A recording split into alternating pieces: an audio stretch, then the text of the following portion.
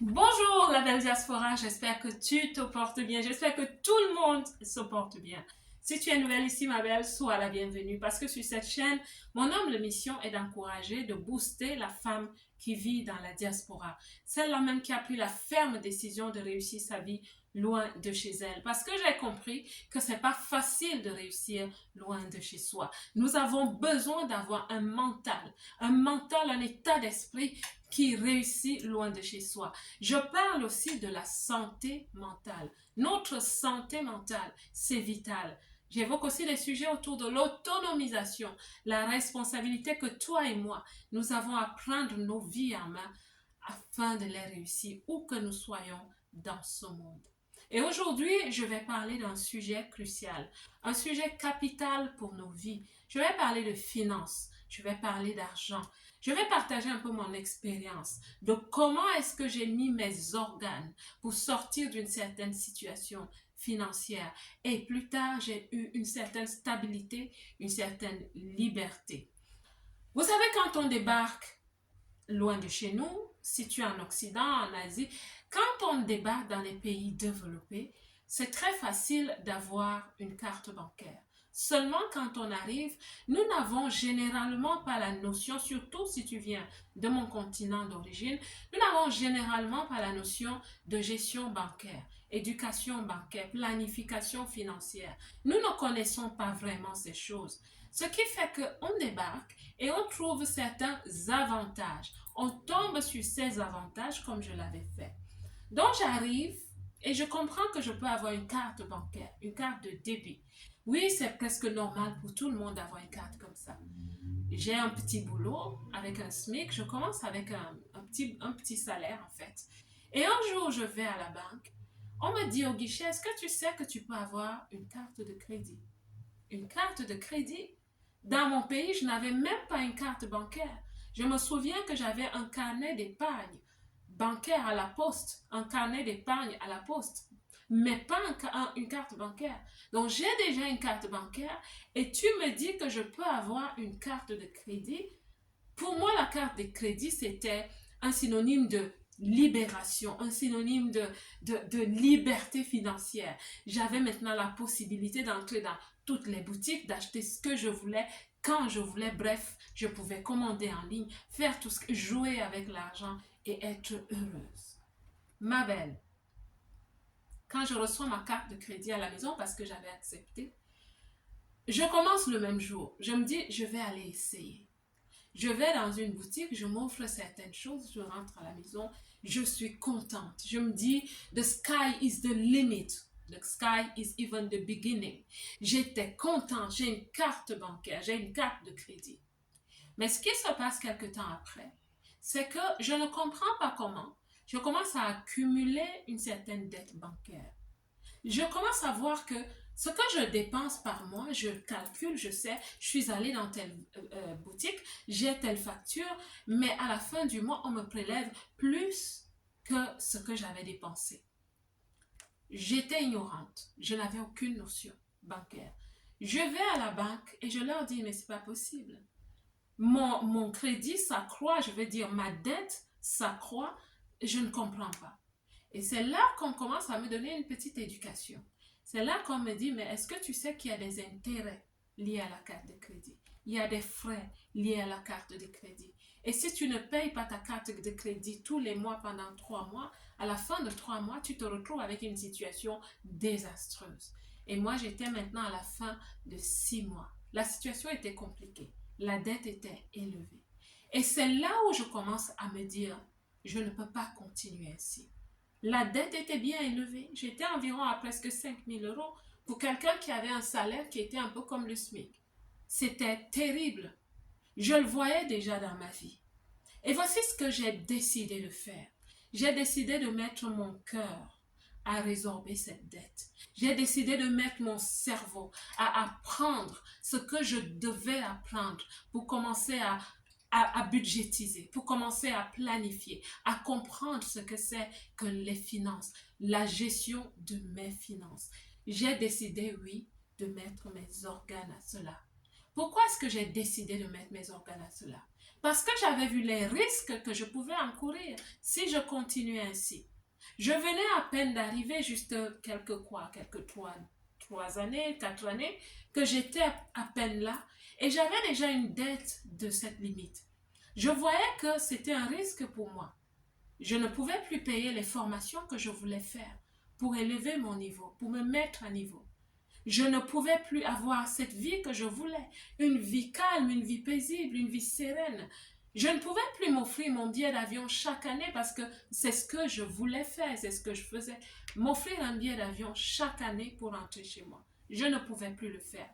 Mon train-train quotidien devenait très restreint. Je ne parle pas de ma santé mentale, le stress. Et je n'avais personne qui pouvait m'aider financièrement. On ne doit pas vivre à attendre une aide financière, mais je vais dire à ce point, je ne pouvais pas continuer comme ça. Il y avait trop de risques et je me battais au travail. Et quand l'argent entrait, je payais mes charges, je payais cette dette et je n'avais presque plus rien. Je ne pouvais pas me permettre ça. Je n'étais pas dans la diaspora pour ça, pour vivre à payer une dette que j'ai eue, je ne sais pas pourquoi. Parce que vous savez ce que je ne suis pas en train de juger. Je ne suis pas en train de juger les gens. Il y a des dettes qui peuvent s'expliquer. Mais des dettes de shopping, d'achat en ligne, de cartes de crédit, qui n'ont rien à porter de bon, aucun retour sur investissement, que la peine et l'angoisse. Ma mère, ma belle, tu dois mettre les organes. Tu dois mettre tes organes à sortir de ce système. Et j'avais mis mes organes pour sortir de ce système. La toute première chose que j'avais faite, c'est de changer mon état d'esprit par rapport à l'argent. Parce que je pensais que l'argent était facile, que j'étais dans un Eldorado où l'argent était facile, la preuve, avoir une carte de crédit, l'utiliser partout où j'allais, taper juste le code et je prenais tout ce que je prenais. Je pensais que l'argent en Europe, en Occident, était facile. Il fallait que j'enlève cela de ma tête. Je devais changer cet état d'esprit. Je devais prendre la détermination et la décision d'éradiquer cette dette de ma vie, d'enlever cette gangrène de ma vie, parce qu'elle devenait une gangrène. C'est pour ça que j'ai mis tous mes organes, j'ai mis tout mon cœur, j'ai mis mon cerveau à apprendre à budgétiser, à planifier. J'ai aussi mis mon comportement. Mon comportement, je l'avais totalement changé. Ma belle, quand je sortais, je n'achetais plus rien dans des petits kiosques, les épiceries au bord de la route ou dans les gares. Pas du tout. Je n'achetais plus. Quand je sortais, je mettais dans mon sac ma petite bouteille d'eau du robinet où j'habite, l'eau est assez potable. Je prenais le fruit à la maison, je prenais le sandwich de la maison et je sortais avec. Au travail, je n'allais plus au restaurant du travail. On avait un super beau restaurant, mais tous les soirs, je mettais dans une gamelle une portion pour le lendemain au travail, pour le déjeuner. Et je ne m'achetais plus le café n'importe comment. Une fois par semaine, je m'étais dotée d'acheter un café, d'aller avec mes collègues au restaurant de l'entreprise. C'était beau, de beaux fauteuils et tout. D'y aller, je me le permettais, une fois par semaine. Pour mes vêtements, j'avais passé environ 1 an sans m'acheter un vêtement. J'avais pris cette décision. C'est pour ça que je dis, j'avais mis mes organes, j'avais mis mon tout, j'avais mis mon mindset, mon énergie. J'étais fâchée contre cette dette. Je m'en voulais un peu, je me suis pardonnée à un moment donné, mais je m'en voulais quand même de m'être jetée comme ça naïvement dans un tel piège. On m'a tendu le piège, je ne sais pas si on m'a tendu le piège. Le banquier fait ce qu'il doit faire pour le bien de son entreprise, mais moi je suis tombée comme une enfant. Donc j'avais mis mes organes. Et après 1 an, je suis sortie de là. Je suis sortie de là le premier mois où j'avais eu mon salaire, que je n'avais pas à payer cette mensualité. Ma belle, j'étais contente. J'ai célébré avec un super bon repas à la maison. Je me suis offert des petites choses. J'ai célébré, j'étais contente. J'avais mis mes organes pour que cette dette sorte de ma vie. J'avais mis mon tout. J'étais vraiment en colère contre cette dette. Et c'est ce que je souhaite te conseiller ici. Certaines d'entre vous, mes belles, vous êtes peut-être encore dans cette situation. Ne reste pas dans cette zone de confort parce qu'elle bloque ta réussite, elle bloque ton succès, elle bloque ta réussite, elle bloque ton développement personnel. Parfois, on va te dire qu'il y a une formation quelque part qui peut t'apporter quelque chose. Tu ne peux pas te le permettre parce que tu dois payer certaines mensualités. Tu vis avec le stress, l'angoisse. Je dis encore, il y a des dettes, oui, qu'on peut comprendre. Mais quand tu as des dettes, quel que soit le type de dette, ma belle, mets les organes pour sortir de là.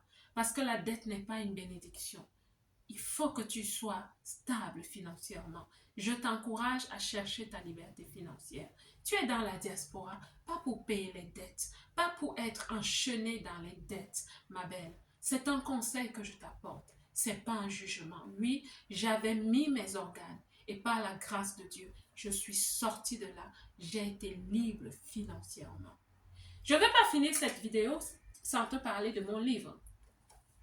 Ambition légitime. Amazon des temps modernes. Ce livre va te booster. Ce livre va te faire lire le cas, le profil de plusieurs femmes dans la diaspora. C'est 5 femmes, 5 personnages dans ce livre. Tu vas comprendre ce qu'est de vivre dans la diaspora, de commencer dans la diaspora avec des chocs psychologiques, des blessures traumatiques. Tu vas comprendre ce qu'est de débuter dans la diaspora quand on commence à zéro. Ça va peut-être te faire pleurer, mais tu vas aussi rire parce que ces femmes, elles vont franchement t'entraîner dans une balade qui est belle. C'est une balade de développement personnel qui peut énormément inspirer. Je suis déjà en train de concocter le tome 2 de ce livre. Tu peux le trouver sur la plateforme Amazon. Donc, j'ai une petite collection ici. Tous ceux qui entrent chez moi achètent mon livre. Oui, c'est un peu ma boutique ici, je peux le dire. Écoutez mes belles, j'espère que cette vidéo t'a vraiment apporté quelque chose. J'espère qu'elle a amené en toi une certaine colère sainte par rapport à cette situation de laquelle tu dois sortir. Ma belle, mets les organes, mets tous tes organes, mets ton cerveau pour apprendre à sortir de là. Mets ton cœur avec une colère sainte, tes émotions saintes pour que tu sortes de cette situation. Je te souhaite la réussite. Je te souhaite tout ce qui est bien. La belle diaspora, laisse un pouce si tu as aimé cette vidéo. Laisse un like, laisse-moi un commentaire. Et à bientôt pour une prochaine vidéo. Que Dieu te bénisse. Je vous aime toutes.